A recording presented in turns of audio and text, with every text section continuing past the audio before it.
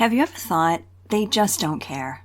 They don't turn in their work. They whine about everything. They talk constantly. They act like none of it matters. And by they, we're talking about your students. And when you're standing in front of that energy all day long, it's exhausting. The word apathy comes up a lot in conversations with teachers because student apathy is a real issue for so many.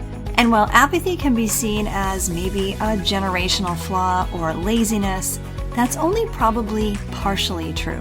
In many cases, it's something a little deeper, and we're going to uncover that today. Hey friends, welcome to Enjoy Teaching Again, the podcast for teachers who love the work but need a little spark to bring the joy back. I'm your host, Elizabeth Peterson, classroom teacher, arts integration specialist, and passionate educator of over 25 years. If you're overwhelmed by behaviors, disengaged students, and long, exhausting days, you are not alone. But together, we can turn things around and you can teach with confidence and purpose again. So locate that cold coffee of yours, find your favorite pen, I know you have one, and let's dive in. It's time to get inspired and enjoy teaching again. You know, I see you. You're struggling to keep your students' attention.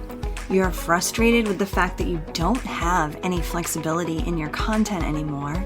You've tried the typical hacks and it just didn't really work out. Maybe you're tired of repeating directions 12 times a day, tired of students blurting out and shutting down. Maybe you're tired of feeling like your creativity has to live in a tiny corner because there's just no time for that. And maybe you're wondering if you can even do this job for another 5, 10, or 15 years. You're not crazy. Things have changed. You're not failing. You're actually a really good teacher. Heck, you've been at it for quite some time, haven't you? And you're definitely not alone, but if nothing changes, nothing changes. Look, I want to show you why my reset framework can get you to the place where your students are paying attention, engaged, self-regulating, and actually learning while you're teaching. I want you to stop piecing things together. I want you to stop looking around for the answer because I think you may have found it. I want you to start looking forward to going into school every single day. I'm going to help you to reset your classroom and we're going to improve student behavior in the most effective way. All right, so are you in? Go to theinspiredclassroom.com/reset and see if this is the thing you've been looking for. Teaching can be so hard. You plan the lesson, you show up ready to teach, and instead you spend the whole block managing side conversations, reminding students to work, begging kids to just raise their hands and give this a try, and wondering why everything feels like you're pulling teeth. You might even start questioning yourself, thinking, am I doing something wrong? Why don't they just care anymore? That has happened to me so many times, just in the last few months. But here's the harsh truth. Most of the time, this apathy isn't just about laziness. It's a signal of something deeper. Students will start to disengage and show that apathy with what's going on when they don't feel competent, when they don't feel connected, or when they don't feel like their significance even matters. When one or all of those things are missing, students start to check out. Think about one of your students right now who's showing signs of apathy in the classroom. Maybe they're thinking, can I actually even do this? Or maybe they're thinking, does anybody here even notice that I'm here? Or maybe they're thinking, what I do inside this classroom, it doesn't even matter. And when students check out like this, we often reach for strategies that can actually push them further away. Maybe we'll try, bribery systems.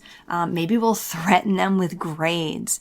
Maybe we'll give them a warning about a consequence or even give more worksheets. Maybe you've taken away some recess or publicly called a student out. And listen, we've all tried some of those strategies at some point. Maybe you even tried it yesterday. But the problem is that most of those strategies will actually increase the power struggle. Have you noticed that?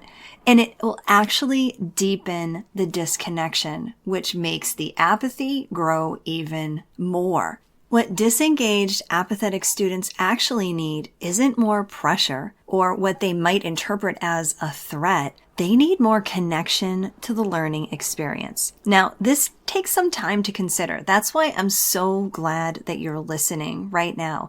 You've probably recognized that you've done that type of power struggle type solution in the past, as I know I have.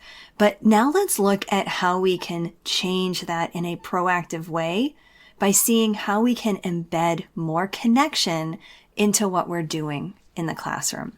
And this can be humbling work, but it will make you a stronger, more effective teacher, I promise you. Because the truth is that you have so much influence in your classroom. One of the biggest things I want you to understand is you continue on this journey with me to truly enjoy teaching again, is that no matter the curriculum you teach, no matter the students that are put in front of you, no matter the rushed pacing guide that you have to keep up with, you have influence in your classroom. And I want you to be empowered by that. So today, I want to talk about 3 types of connection that you can start to create for your students that will influence their engagement and their behavior. And all 3 are done with connection. So instead of asking, how do I just make them care? They're so apathetic. Try asking yourself instead, where can I create some connection? So one place that you can actually create connection is to you. When students feel invisible in the classroom, they start to disengage. And this is where you have an incredible amount of influence. For example, I really make an effort to touch base with every single one of my students every day. Because let's face it, we can get sucked into paying more attention to certain students for a variety of reasons, right? Maybe they're constantly in our faces. Maybe they're in need of actual attention from us because of their behavior or their academic needs. Maybe their personality is just so magnetic that you can't help but give them more attention. I know I've had plenty of students in all of those categories. And I also have many students who are quiet, who are shy, who are just so focused and so good in doing the right thing all the time that they can very easily fly under the radar and have a successful day with really little input from me. But those students can also feel neglected or ignored or feel like they're not as important as the others. I'm curious if you have some students in mind as I'm describing this. A completely different way to look at this in terms of how students need to be able to connect with you as their teacher is the students who do get your attention a lot of the time. These students may feel like they're always having to be spoken to, always getting in trouble. I'm thinking of one of my students, or actually a couple, who every time I say their name, they roll their eyes and they're like, oh my gosh, are you seriously having to talk to me again? And that makes me feel so bad because they may be interpreting all of my communication with them as negative, when in fact what I want is for me to be able to address things with them and have normal conversations with them and help them to be successful during the day. But if they think that I'm always on their case or nagging them, then the connection can also be lost. So not only is it important to be able to connect with each student during the day, or if you have a lot of different classes every few days, it's also important for those connection points to be positive. Now, there are so many ways, effective ways to do this. In fact, I lay out 32 different strategies inside the Classroom Reset that help you to build these connections. But I want to give you 3 of my favorites that you can just slip into your day today. So here we go. Tiny strategies. First and foremost, greeting students by name at the door. Now be careful to not just gloss over this and say, yes, of course I do this, because I feel like it became like a thing for all teachers to implement over the last few years.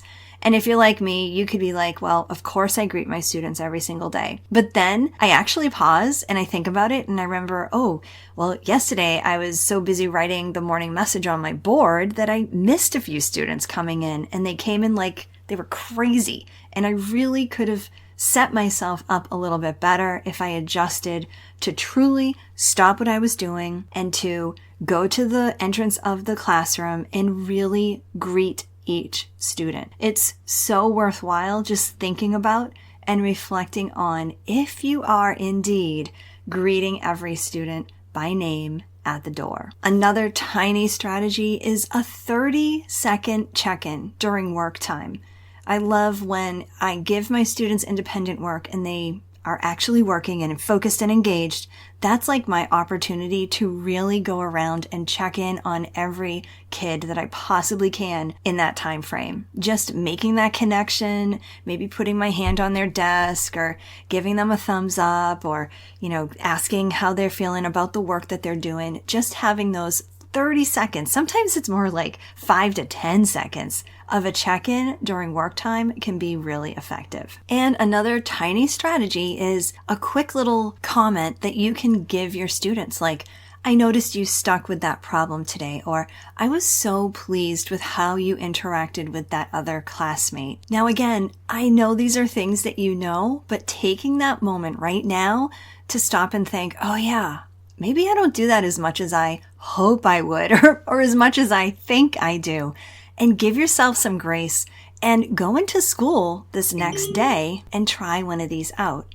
Because when students feel seen, really truly seen by their teacher, their willingness to participate will absolutely go up. Another connection that students really need inside the classroom is a connection to their classmates. This is important for so many reasons, but let's focus on how this is so important for engagement, right? Because we're talking about how to effectively combat that student apathy. Now, often teachers will take for granted that our students know each other and are willing to get along. I know I've made this mistake in years past where I've actually assumed that because these students have been in school together for years that they would just know each other and know each other's names.